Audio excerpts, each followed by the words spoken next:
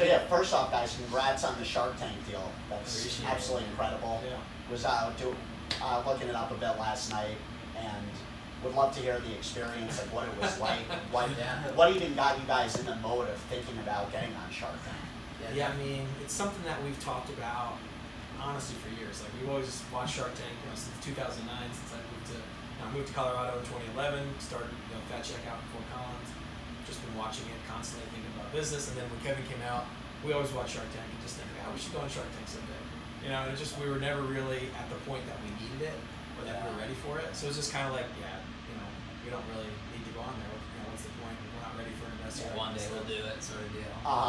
Yeah. So something we looked at for a long time, and then it was last July, so July 2018. My one cousin that I used to watch Shark Tank with all the time just shot me a text message, and it was an article about how they were doing an open casting call in Denver. Oh, and he was just like, you should check this out.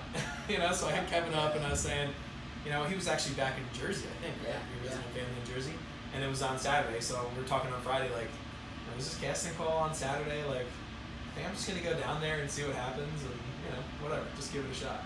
So I literally just drove down to Denver, went to an open casting call, and didn't have anything prepared. I just had a bunch of menus, wearing a Fat Check shirt, and just went in front of a couple producers. That's the first level. It's just lower level producers that you kind of go in front of. You're supposed to do like a little bit of a pitch. The guy was actually from the East Coast, knew about fat sandwiches. So it just ended up being a conversation with this producer. That's awesome. And from there, it just kind of snowballed. They emailed us saying we want more information from you, and then you just kind of go through this whole process through different levels of producers until eventually you're actually flying out to LA to film on the show. That's fascinating. It took that long because no one really thinks about that when they air Shark Tank. You watch someone come on and pitch. It's first of all, congrats on not even having to plan anything. I think I called you Saturday and found out. I was like, oh, you actually went to that? Like, cool, man. That's incredible. Because you would think most people usually have to plan for weeks or months with that type of thing. Yeah, definitely. So, wow. But that's crazy. So last July, and then this aired in May?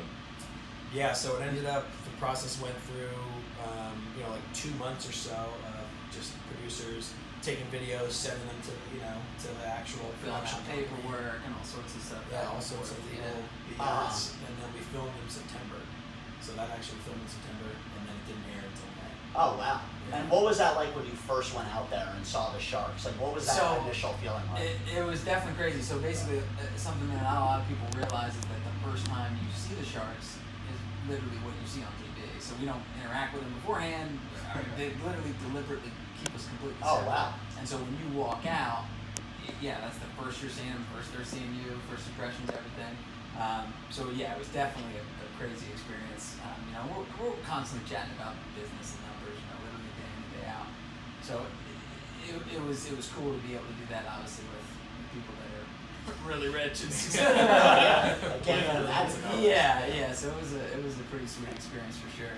And did you guys go in with a target in mind, like, oh, I want Mark Cuban to work with us or else type of thing?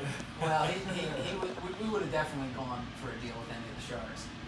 Mark was our first choice. He was the one that we were wanting to do it with, but clearly there was a concern going in, just knowing that he doesn't typically invest in a lot of businesses that don't have unhealthy foods.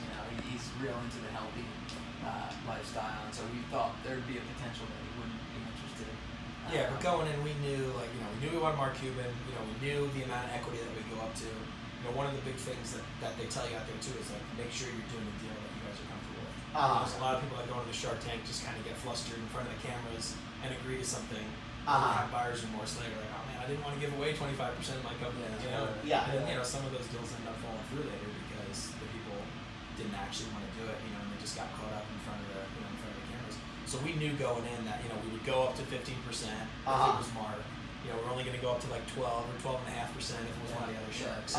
So we kind of knew coming in, if we're going to agree to something, we're doing it. So that was like a big thing for us, just understanding kind of what our limitations were and knowing what we were shooting for. And I saw it was impressive you were able to get him to go down because I saw he came in trying to get 17 and a half. Exactly. And you're like, no. Yeah, it started with Mr. Wonderful coming in at 25%. And then Damon came in at 25%. We thought Damon was going out for sure. Like, we've seen episodes where he's like, oh, I'm about healthy living, like I'm out. So coming in, we thought Damon and Lori, they're out for sure. It's not for them. So to have Damon actually come in, we were like, oh crap, this is kind of nuts that that he's in. Obviously, Lori did go out, they don't show it on the show. But Lori gave us like a 2-minute like rave review about like she loved the sauce and she loved the food was awesome, the branding was awesome, all this stuff. Obviously it's not a product for her, and she went out. So we had 4 out of 5 sharks make offers, and then the one that went out went on for 2 minutes about how much she loved everything, how amazing the brand was, but it wasn't really for her. So it was pretty cool because you go, we watch it. We've been watching it for the last 10 years. You see some people get roasted. You see some people get shredded. Oh, so were you able to see other pitches before you went out? Not in person. I just on TV. TV. You don't see anything. They keep you kind of separate from everybody. There's a couple people that we saw floating around with other concepts, but they don't really let you talk to each other. You're not allowed to go backstage and say, "Hey, we got a deal." Like it's all, it's all like completely. They keep it separate. Yeah, definitely. So take us through what's it been like with Mark since you struck a deal. So it's definitely been awesome. So we met up with him back in November at one of our Texas stores. He's from Texas. He drove up and met with us. So we were the Denton. Oh, nice. Okay. That we've had for a few years now, and then since then it's just been constant communication over email pretty much every week. Just bouncing ideas off of him and just back and forth with different things. It's been really awesome. Yeah, the cool thing is that he does his own stuff. He doesn't have like a team that's answering his emails for him or anything like that. You are emailing directly with him. He's obviously got a ton of stuff going on. So sometimes he'll fire back in 5 minutes. It's usually quick responses. Like, sounds good, keep you updated. He'll throw in a little advice here and there. But one of the cool things about Mark is he's letting us do our thing. Like, we're still running the company the same exact way we run it if Mark Cuban wasn't on board. That's one of the big things that we like, is being able to do it the way we want to do it. Obviously he believed in us enough to invest in us. He believes in us to continue to run the company the way that we want to run it. It's just pretty cool to have a billionaire in the background that if we do need to bounce an idea off of or something like that, then we can shoot him a quick email. Yeah, that's incredible. He's letting you have room to run with that. And what would you guys say? Have your ambitions changed at all since the deal was struck with what you want to do with Fat Shack over the next few years? I would say honestly we're in the same spot. Even just going into the Shark Tank, we've always had the mindset that we're going to keep growing, we're going to keep killing it no matter what. Whether we got an investment or didn't get an investment. I think that's kind of even what's helped us, is having that confidence to understand that we weren't going in there just like in dire straits. Oh my God, we need this investment, we're going to fail. It was, we've already been so successful, we're going to keep being successful with or without anybody. So even after the Shark Tank, we're just keeping that same mentality going of, hey, we want to grow this company at a certain rate. We want to work with really good operators. We want to work with some entrepreneurs. A lot of the guys are kitchen workers, delivery drivers that started working for me, building their way up to own a Fat Shack that have no other chance of owning a business. So we want to keep working with sort of those underdogs, those people that are in there ready to grind it out. So even after the Shark Tank, again with Mark kind of understanding our concept, it wasn't like we were expected now that we got this deal with him to go sell 30 franchises in the next 2 months. He understands that we're kind of growing it at a slower rate. We're working for looking for the right people to work with, so that way we can grow at a good clip, but work with people that aren't going to fail. People that we know are going to be successful. So we still have that same mentality. That's awesome. And I think it's amazing how we're in this health-conscious era and Impossible Meat. People are replacing all these things, and Fat Shack's just killing it. Yeah. What are your thoughts on this era we're in? And you're seeing firsthand people still eat like crap. Yeah. What are your thoughts on it? At least in our experience. Good crap. No, that's the thing, and that's even. We opened the Boulder store back in 2013. Yeah. And that was a big concern because we were in Fort Collins, we were successful in Fort Collins, and then we brought it here to Boulder, which everybody says super healthy, and none of the locals will ever eat at Fat Shack, just so you know. But that was really surprising because those first even 2 weeks that we had open, we hardly did any advertising. We had signs in the windows saying, "Hey, coming soon."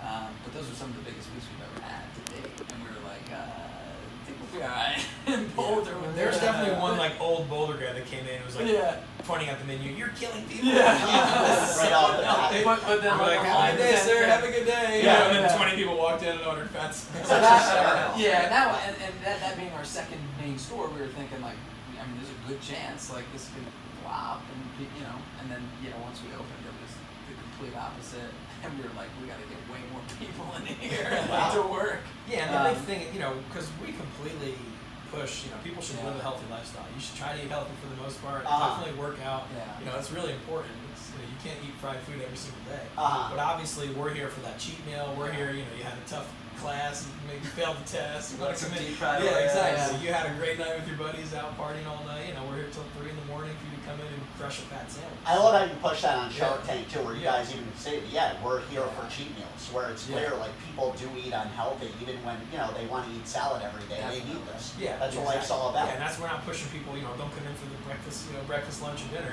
Yeah, come in every once in a while when you want fried food on a sandwich, deep fried Oreos, Philly cheesesteak that's East Coast style, and we've seen a lot of people from all over the country too. Like, oh my God, I haven't had a sandwich like this since I was back at home. There's no fat sandwiches. There's no Philly cheesesteaks. You can't get deep fried Oreo unless I'm at the fair in Texas or I'm at the boardwalk in New Jersey, all that kind of stuff. Yeah. So it just kind of gives people that comfortable feeling. I used to get your deep fried Oreos.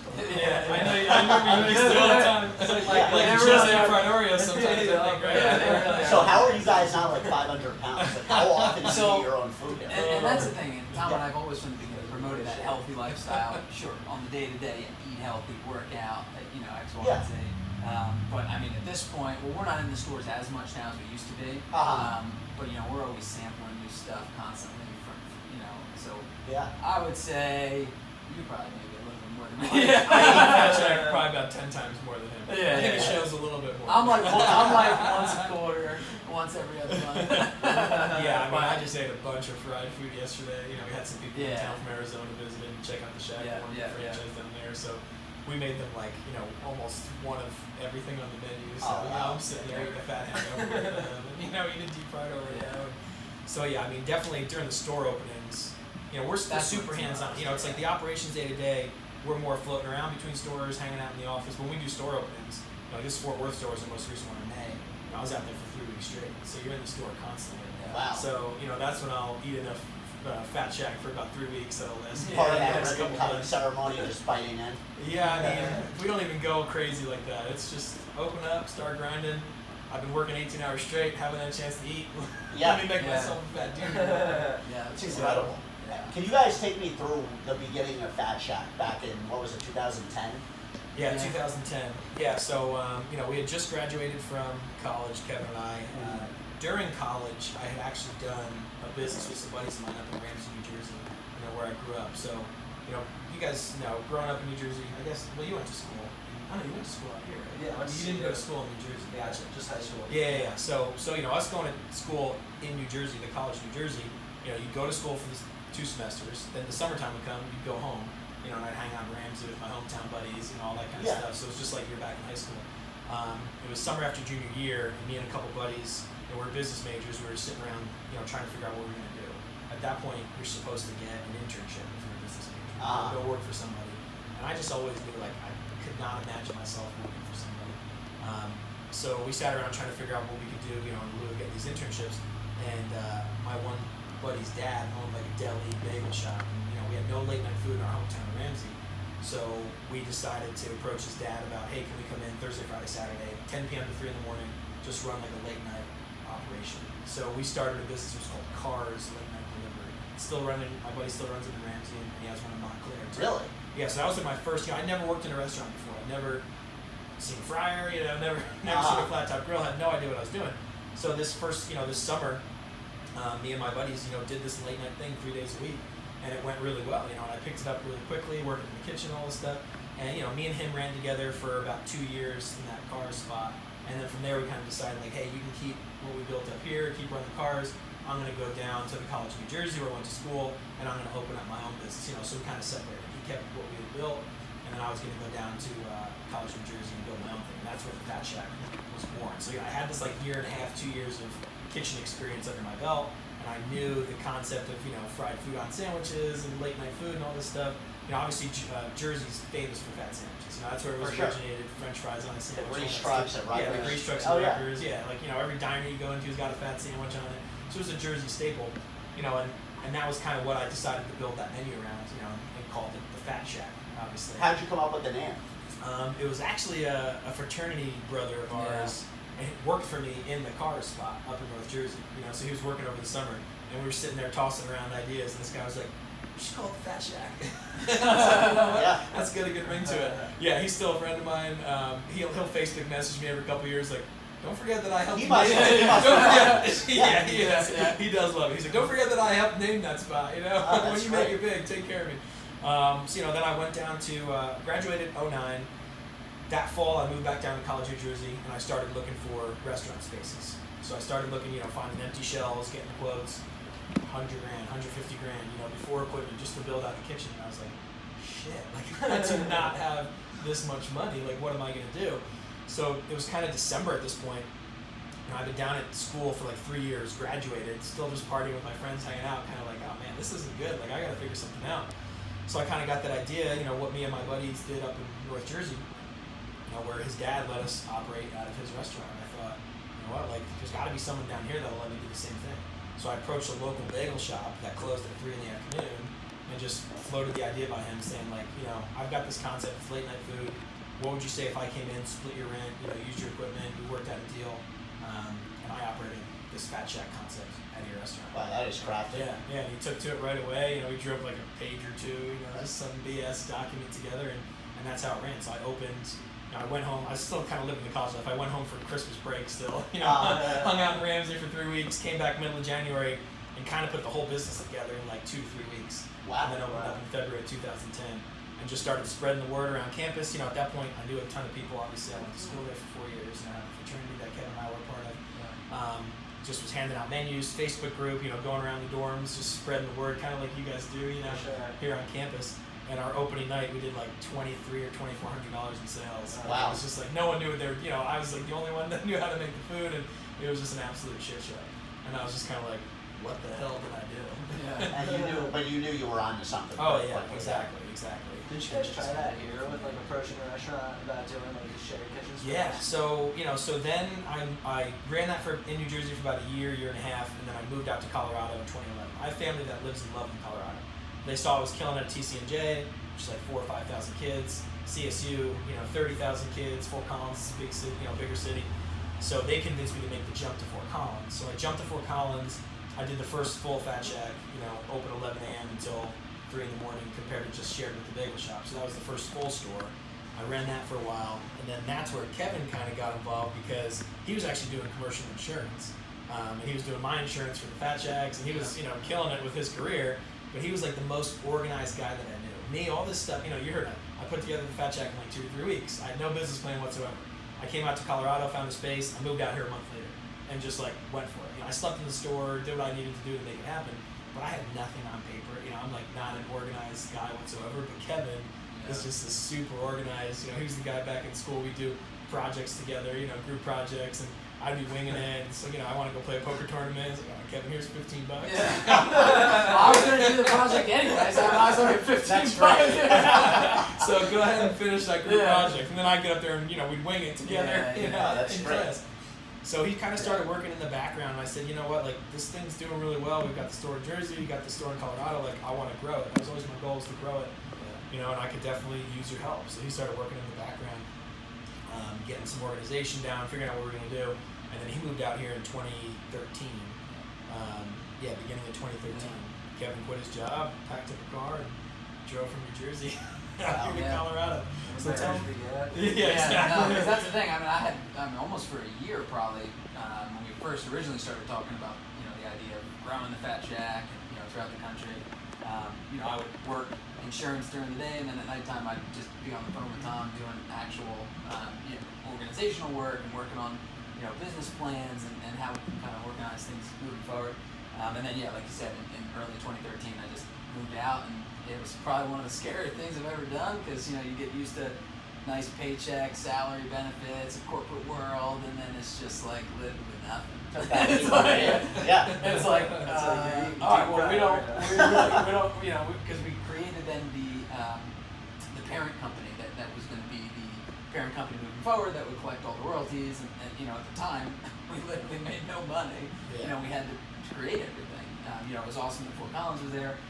So we had gotten to work pretty much immediately simplifying the menu, you know, because Tom had, a year and a half of kitchen experience. I had way less than that, if at all. So we wanted to make sure that the kitchen operation I could do, and some of the things that were on the menu were just operational, a little difficult to do in the kitchen, move around. So we made the menu easier, and more concise, and then just made the operation in general a little bit easier. We got new branding, new logos at that time. But then to answer your question about like coming and trying to do the inside of someone else's kitchen, that was our original plan. Kevin moved out. Instead of doing franchising and opening full stores, because at that point we didn't have the money to even get franchise agreements and stuff in place. We were looking at doing licensing, where we were going to go to existing restaurants and license the Fat Check menu to them. Kind of the same idea, the bagel shop, but have them operate it. So, all right, cool, you're running this restaurant. Here's another concept that can add more sales to your late night. So Kevin, we put together all these mailer things, sent out stuff to Greeley, to Boulder, all these restaurants. We had, when I had gotten out here, we had meetings already set up that I had set up. So the first week we were meeting with different restaurant owners here in Boulder, and Greeley, they were the two that we were looking at first. We were almost going to get a deal going here in Boulder. Yeah, the Greeley ones weren't taking shape. Then Boulder, we actually, with Southmouth Wings down there, we had a lot of talks with the owner down there, and we're talking about putting the Fat Shack inside of Southmouth Wings and letting him sell, just the fat sandwich, not the full menu, obviously, just the fat sandwiches, as an addition to their menu. So we came down here, I think it was a Thursday night back then, and hung out at Southmouth for a while, just kind of seeing what their operations were like, seeing if we could flow the Fat Shack into it. And then we ended up going out and partying that night, and got super fucked up. Saw so many people out on Pearl Street, and everybody was just partying like crazy.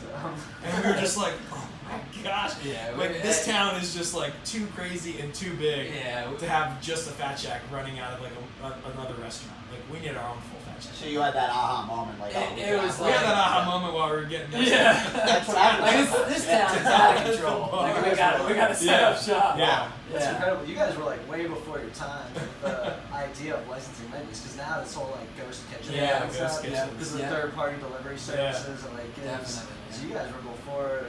We were joking because we're looking at some of the ghost kitchens and stuff right now. Actually, and we were joking around about it because back in 2009 or 2008 when I did that business with my buddy in cars, like we were running out of the bagel shop. We just did delivery. Nobody even knew where our location was in the beginning. It was like strictly delivery. So we were doing a ghost kitchen, all the way back then. It was just delivery. It's incredible. I never knew that. That's awesome. And it's amazing how you guys got into this without any restaurant experience. You built a food brand without being in a kitchen. You're like, oh, we'll just figure this out. That's really incredible. I mean, that's kudos to you guys. Yeah, that's pretty much how it all kind of goes. And we kind of, we kind of actually put some of our success on that too, because I know some people that come in with all this restaurant experience, like, think stuff has to be done a certain way. We just kind of came in with a completely fresh slate, and it was more so like, let's just figure it out. Let's figure out what works. Look at it from a common sense perspective. I mean, we've learned so much stuff just by hiring people that actually have some restaurant experience, and they're like, hey, like, you gotta really do it this way. Here's why. And it's like, let's change everything. So that, we've definitely gotten a lot of help throughout the way, just from, literal employees that we just hired that have more experience. But it just goes to show you, if you've got that grind mentality, and you're just gonna do whatever it takes, and you treat your people right, and customer service, that's always been huge to me. I didn't know restaurants, but I knew I wanted to make people happy. I knew that I'll do whatever it takes to make this right if something's messed up. I'm gonna make sure that this food's delicious. I knew how to eat. That's for sure. I knew what a fat sandwich should taste like. I knew it tastes good. So just kind of taking those ideas and just putting them into the business, and it works out. And now you guys will be pretty much nationwide at some point. It sounds like. That's incredible. Definitely. Congratulations, guys. Appreciate it. Really appreciate the time. I know you're busy with this campus rush about to start. Oh yeah. I'm sure we'll be eating some fried Oreos here in the next couple of days. Thanks a lot. Awesome. I appreciate it.